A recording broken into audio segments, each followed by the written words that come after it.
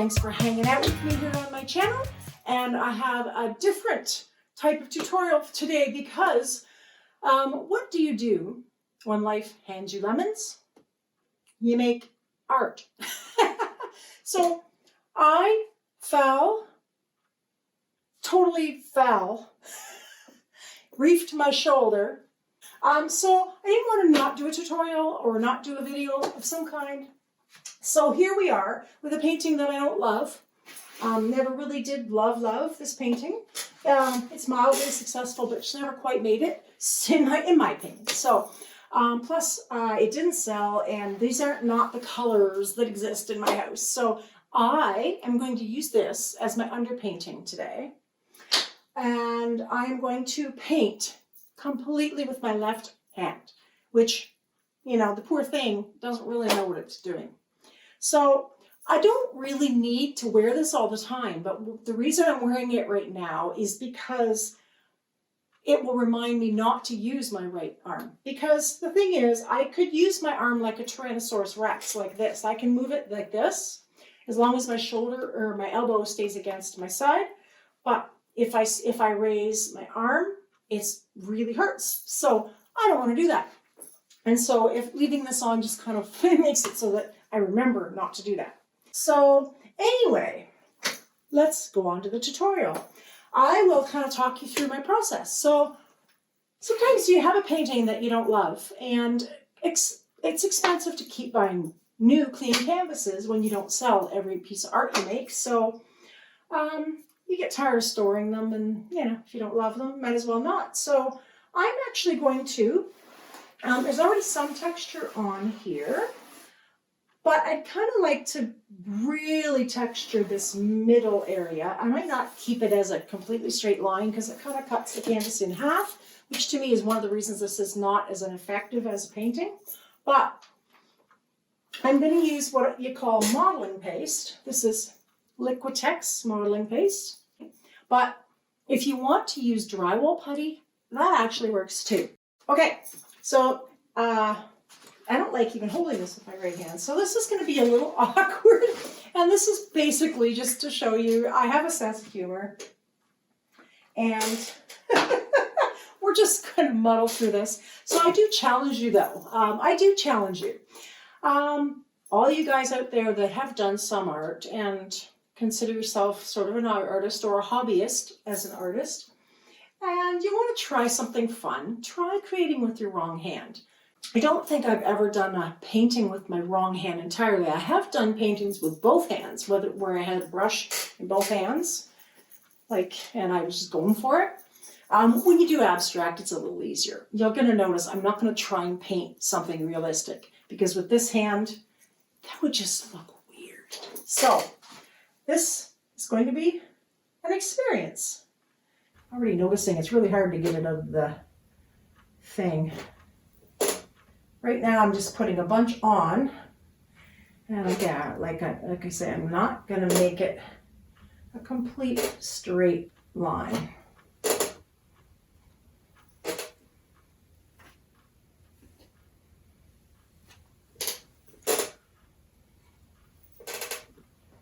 A little bit more in there. This is just basically like icing a cake, but icing a cake with your wrong hand.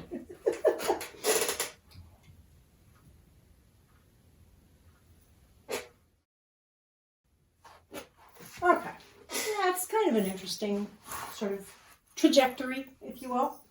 So now I'm just going to use this knife, and I have another larger knife here. Actually, I might start with the larger one. Wipe that one off, take a larger one, and just kind of flatten this a little bit.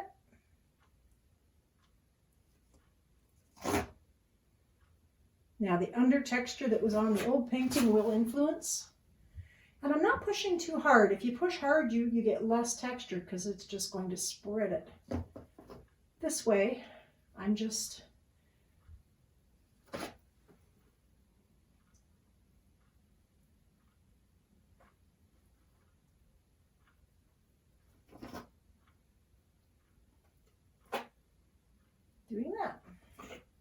I top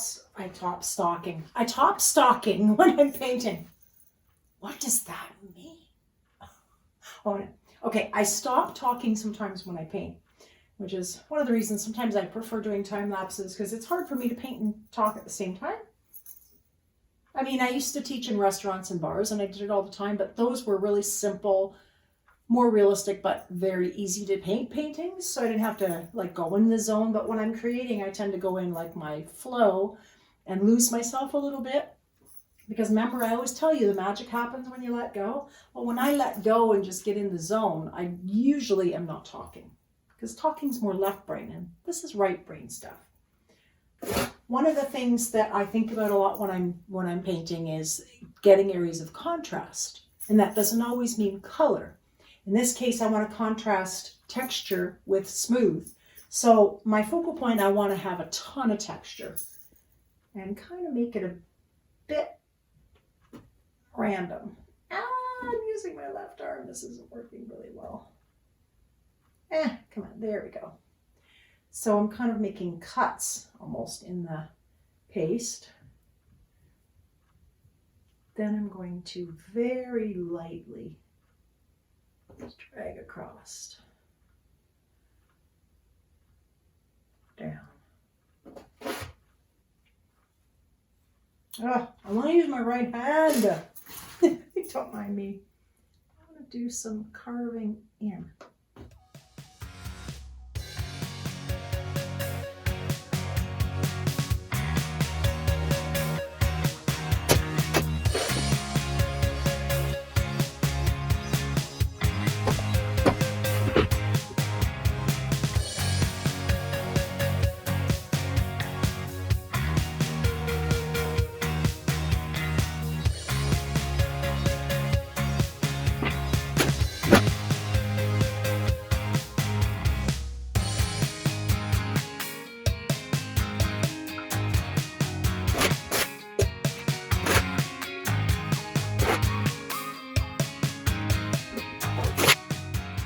So I just left for a second and got some other tools. These are sticks with sort of silicone rubbery points of various shapes on the ends that are good for carving into things. This is called a catalyst. There's various types of them, various shapes. And these just make very interesting marks. So let me see.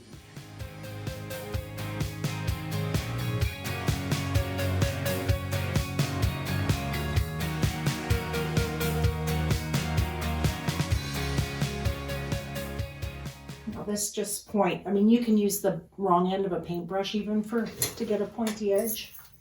And I'd like to do this with my right hand too, but I'm just going to kind of do some loopy loops that kind of go through it all.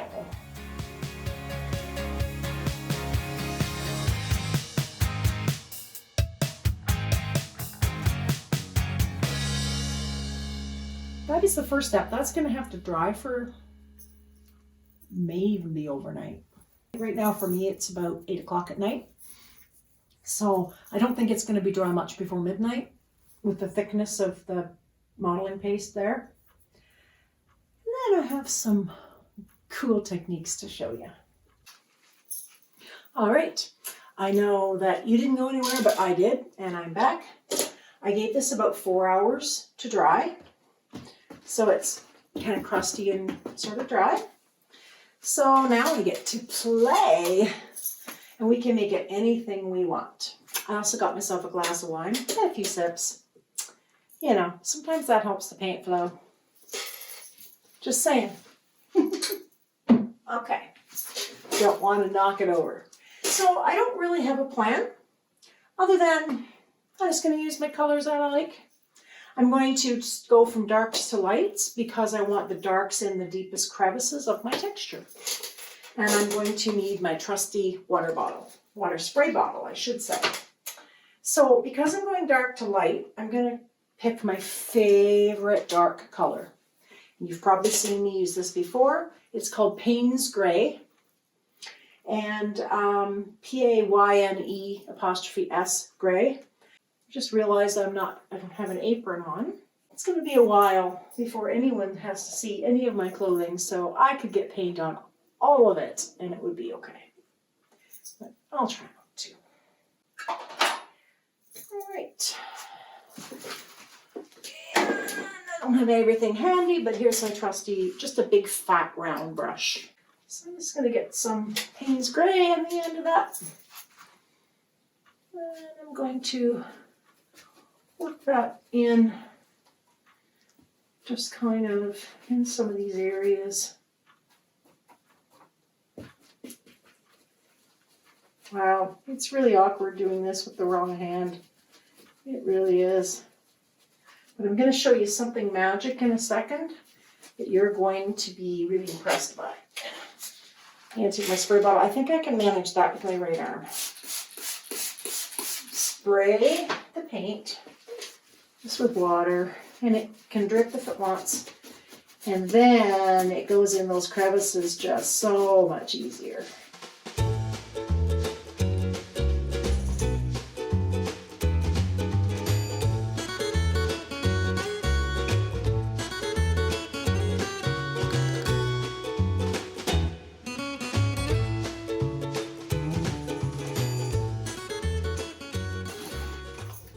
Now, secret. I'm going to take a rag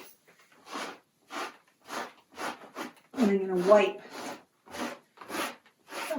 mostly downward. And I have to keep getting clean spots on my rags. These are a lot of rags doing this. And what happens is the darks stay in the crevices.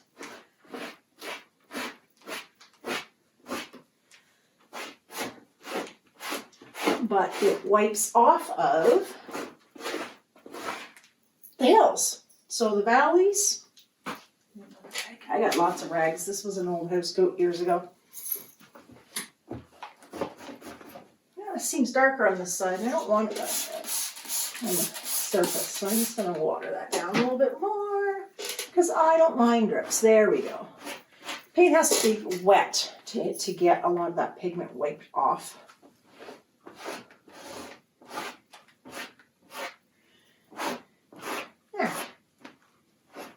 Lovely. So really what happens is you get a really interesting application of color on top. Now, I might a little bit more of it up here.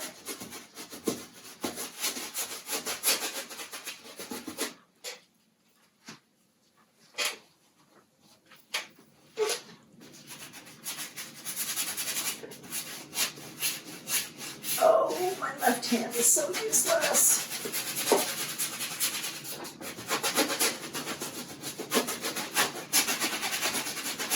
I kind of want, like, this is kind of my base color. I kind of want a little bit of it everywhere. I don't care which direction my brush stroke is really going, but, you know, I almost like my painting better than I did before as is now. So in the comments, let me know where you're from, whether you've painted much before, or whether you're here because you like to watch painters create some stuff from things from nothing, or whether you're here because you want some tips and tricks, or whether you just found me and you're not sure why you're here, because I'm just this weird old woman just doing this weird stuff. I just want to brighten some of this texture. So, really you can wipe off whatever section you want. I'm using my right arm. You're going to shoot me. You can put like a thumbs down in the comments or something every time you see me use my right arm for something. Because as I said, it has healed a fair bit. Like, it's not 100% by any means.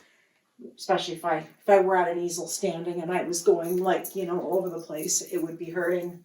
It would hurt it, but really I could probably use it for 80% or 60% anyway of what I'm doing here. But I said, I try and honor what I said what I say these days, and I did say I was going to do it with my non-dominant hand. So I better damn well do it like that, or I'm going to get some rage in the comments. I know I am. No, I'm not. You guys are too nice. The reason I like modeling paste is it makes such interesting patterns completely, like without me trying very hard. Just by, you saw how little I was really trying when I was putting it on with the knife. Really wasn't doing anything difficult. And it just makes these amazing textures in light and dark, and it's just glorious. Just to show you really close up what spraying a dark color and then wiping it back off does to those crevices. Isn't that beautiful? Those dark crevices. Look at that. Isn't that funky? I like it. Even over here. And it's nice that that blue is just dulled down that orange in such nice ways that I'm like really happy. So I'm just gonna sort of bring some extra blues. I'm not thinking. When I paint, I don't think. I just kind of exist with the painting. I'm just trying to, this phthalo blue is very transparent. So as it's thinner, you notice that you're still gonna see a little bit of what's behind. So I think that's really cool.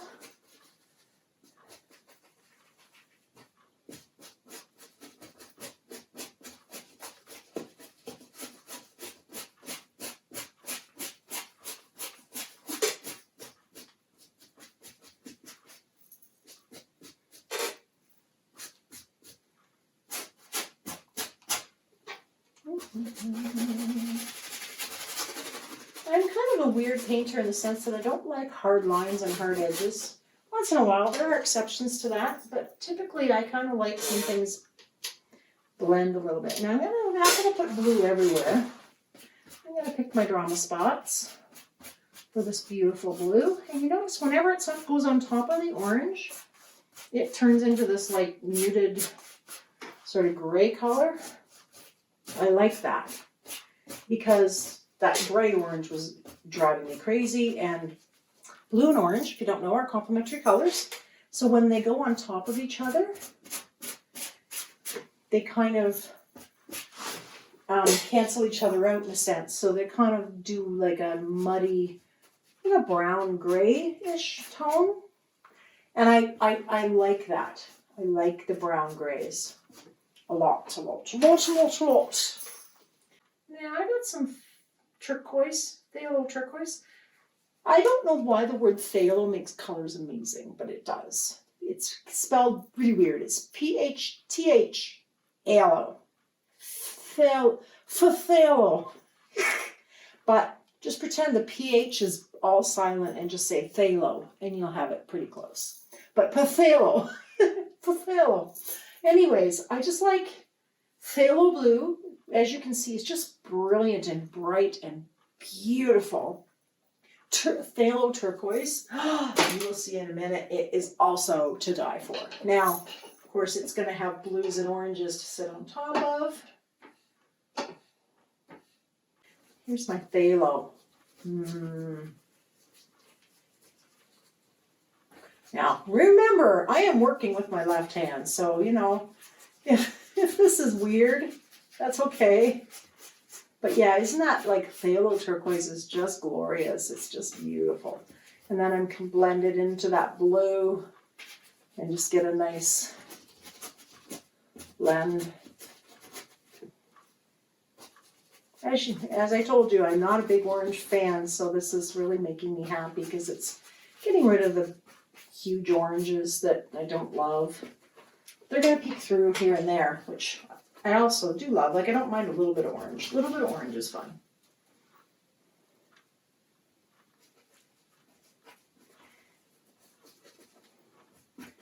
One thing I find is the more in your right brain and the less you're thinking. better the painting actually ends up turning out, I think, in many, many, many, many ways. I like putting the phthalo where the blue is too, because phthalo and blue just really make things pop. Oh, isn't that sweet? That's pretty. Me and my phthalo. I know I'm aware that the painting is getting very dark. But like I say, we're working dark to light.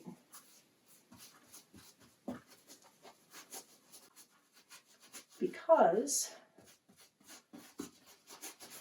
yes, we want to. I'm gonna have to start gripping my brush like this because my hand's getting sore because my left hand is not used to doing this much work. And it's already getting kind of sore. I think that's enough phthalo. Just a little touch of phthalo turquoise brilliance. Wow, that's really pretty. I'm almost loving it, you know, without going any further. I know myself too well to think that I'm going to stop, but I really do like it. But the next thing I'm going to do is wet wipes. I'm just going to kind of look and see, okay, where do I want the eye to be drawn? This is kind of one of those paintings that just sort of a reflection painting, like there's a center and then there's above and below. It kind of sort of balances above and below.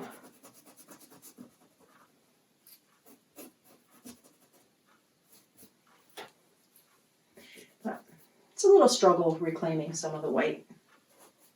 But not too bad. You can see how, I hope you can see it's close. I'll try and zoom in when I edit the video.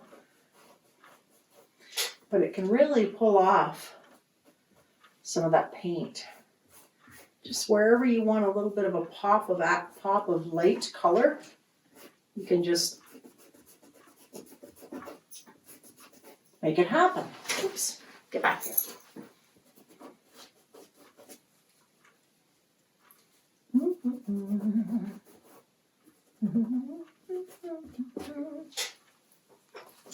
This is really interesting here with the thing around that dark little spot.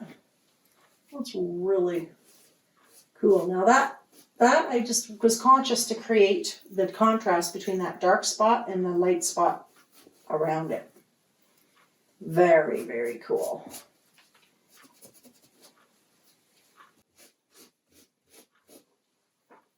Oh, so cool. I get so excited. I'm so excited. I just can't hide it. I want to paint. Woo! I know. I'm getting a little weird. I had a glass of wine. You know, most people wouldn't be quite this weird on one glass, but I'm a cheap drunk. I'm a cheap drunk, I guess, or something like that. I am actually releasing an online abstract mentorship program. And I would love for you guys to join me. And, you know, my business advisor, she might be telling me today that I'm giving away too much for free on YouTube. Because it's always a dance, because I haven't made any income since COVID hit. And so I've been, you know, trying to get my YouTube off the ground, but that takes years to get to the point in YouTube where you make money. And maybe I'll never get there. Who knows? So in the meantime, I thought I'd launch an online course to kind of just walk with you guys. And like, I have weekly Zoom lessons and weekly Zoom videos that you can keep permanently forever, have access to, the replays of the videos and all of that stuff. So anyway, I say all that to say, please, if you enjoy watching stuff like this, that's a good indication that you'd probably enjoy painting it too. So you should check out my course and maybe join me. And we can Zoom once a week. We can give you lessons to do on your own time, and then give you feedback. And we do a paint and sip once a month as well as part of my program, so that we can just have some wine and have fun together and do something a little more realistic. And because some people like that too. By the way, the skills you learn doing realistic things really helps translate into abstracts as well. So there's lots of crossover. You don't have to like learn just abstract or just realism. It's like they both kind of enhance the other.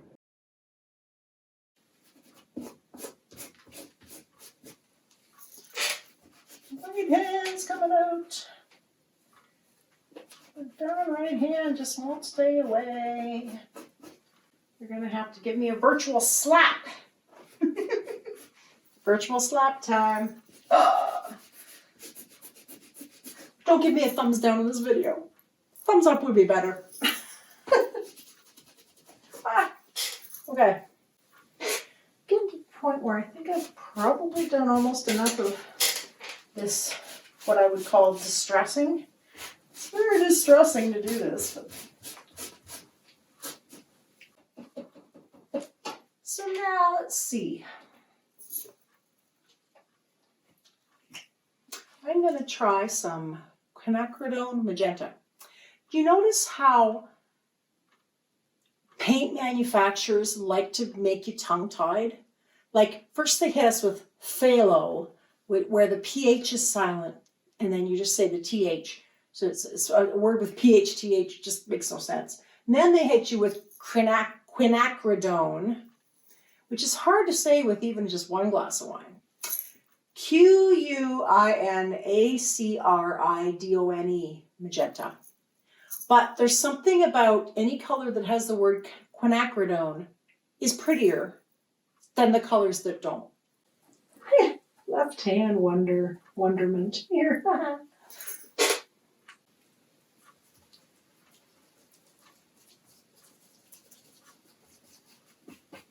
When I'm done this painting, I'll be like, oh man, if I could have just painted it with my right hand, it would have been so amazing.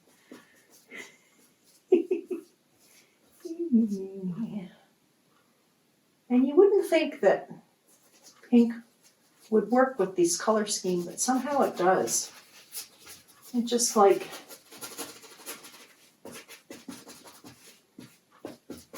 creates some really cool dynamics here. And it's very transparent, so I can literally paint it on top of the whiter spots and it shows up. Just use my hand here to just rub. Sometimes when you're blending colors and you just want it to blend in, I use my hand.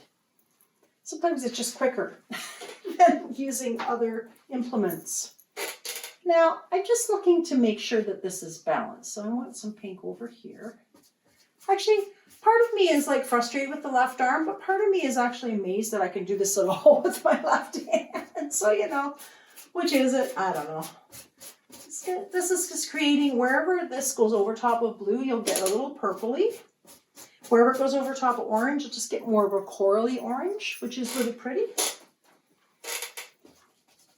But I kind of like corally orange, so let's do more of that right in here. You know, and if it starts to turn into muds, and sometimes that happens, that's at the point where I'll add some whites on top. I am not a trained painter in the grand scheme of things, so I don't always get to a certain point right away. Sometimes I have to do it what I call back-asswards. So like I have to try things and then all of a sudden, oh, okay, that didn't work. So then I'll try something else. Oh, okay, that didn't work. Then I'll try something else. I love the way this orange is really popping. So I'm trying to find a few oranges that might also pop like that if I can add some of the pink on top. So yeah, some of these oranges might pop a little bit. Yeah, pink just makes orange so much more wonderful. Yeah, I like that. That's wonderful. It's all cool. I'm liking this. I really am. I mean, it's dark, but it's really cool. think I'm done with pink. I don't want too much pink. Just enough pink. One of the things that really was hard for me painting is, and it still was, I'm talking past tense. No, present tense. Always hard for me to know when to stop. I always overdo a thing and then I have to like pull it back. And then I redo another thing and then I have to pull it back. Now, I put out some Indian yellow. I mean, I think they should rename it, but anyway, that's what it's called. And I like it because it's very transparent, but it's not a bright yellow. I think bright yellow would kind of, I don't know, I'm not a fan of bright, just primary yellow. This almost is more orangey, but when it's got a thin application, it's more of a yellow. The thicker it is, the orangier it is. The thinner it is, the yellower it is. But it's a really warm orangey yellow, not a cool bluish yellow. Okay. Really pretty. I'm basically doing the whole painting with this large round brush. But I mean, I knew that with my left arm I wasn't going to get fine details anyway, so it's all good. So I'm just gonna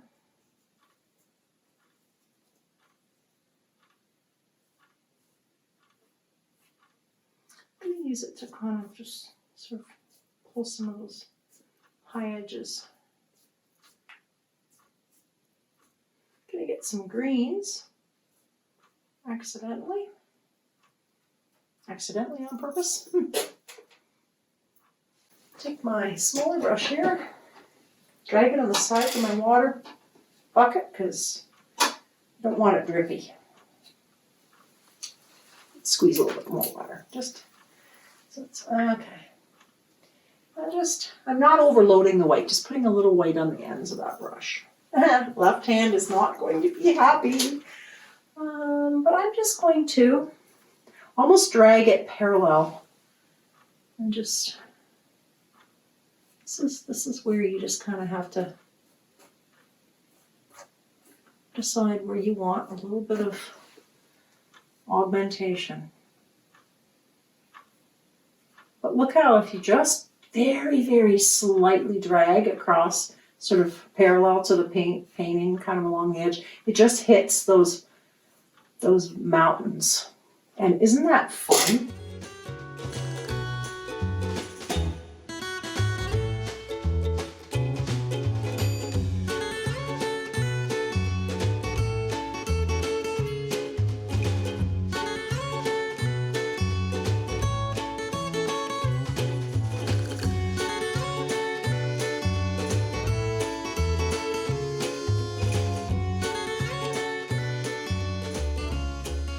If I was doing this with my right hand, it would be a little more precise.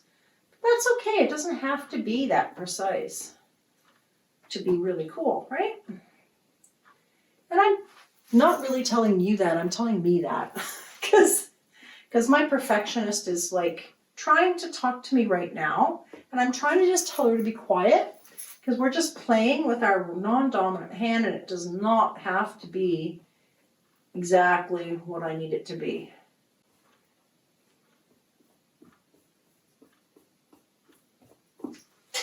I'm actually liking the way that white is blending with that yellow. It's really scrumptious, very scrumptious. Almost, let's flick it up a little bit here.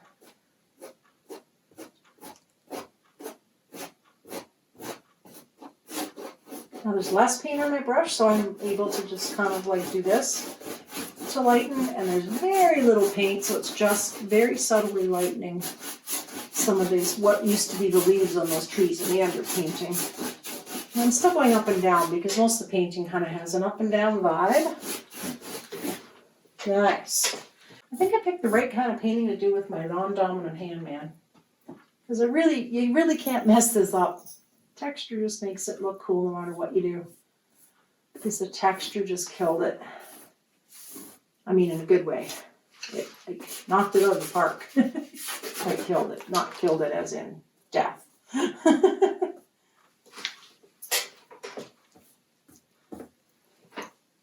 Oh, so pretty.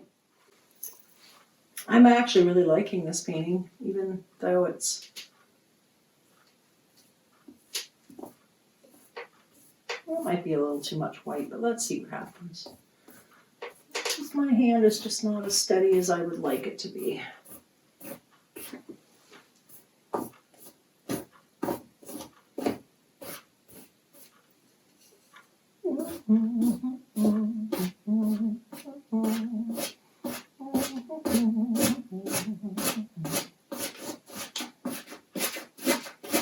Liking it. A little bit light down there.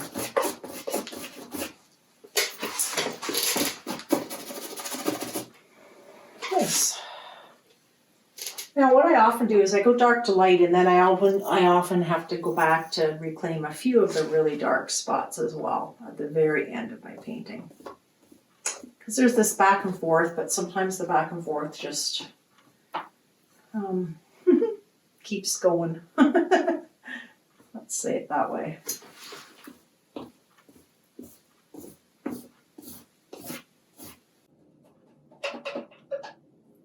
I'm going to try dripping a little bit of that white.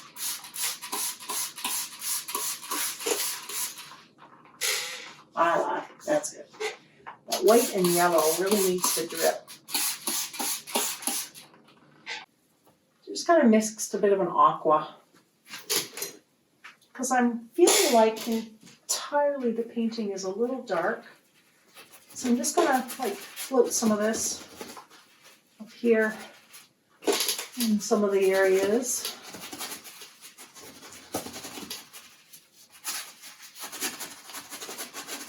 And you might think I'm wrecking it, but hang on, because a little bit maybe in here.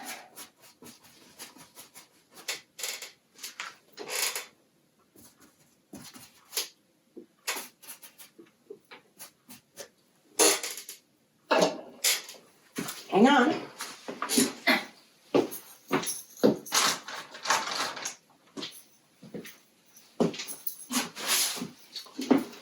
Remember, you can put paint on, you can take paint off. I'm going to take this wet white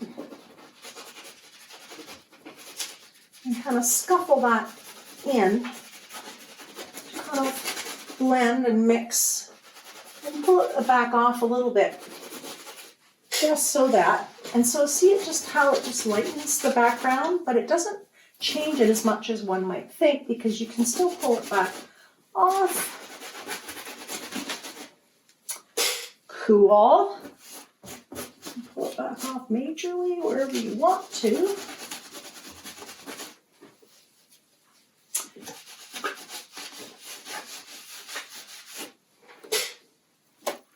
Done.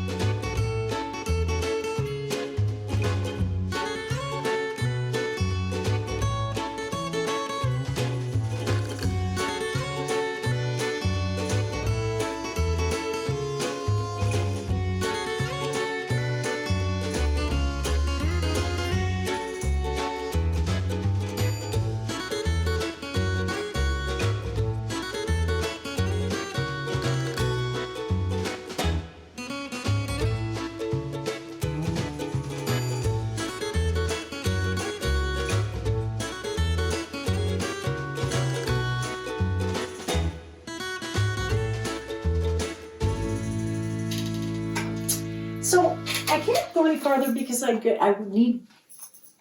want more drastic whites. I'm gonna drip some light yellow. I'm not sure I love it. There, it was a little too drastic. There. I'm going to call this done for now. I'm notorious for coming back later and doing more, but I think this is just crazy enough to be good enough. It's quite the exploratory painting. I might do an addendum to this once it dries, and I might add some nice whites in like this focal area, which is kind of basically around there. So there you have it, a left-handed experiment. So I came downstairs after I let it dry, and I wasn't going to do much. I was just going to accentuate some of the white and maybe some of the darks, and that was it. So I forgot my camera, so I thought, I'm just doing a little bit of whatever, so I won't record it. So guess what? I did a little more than that. I always do more fiddle-faddling at the end of a painting than I think I'm going to do. So I thought I'd show you the final result.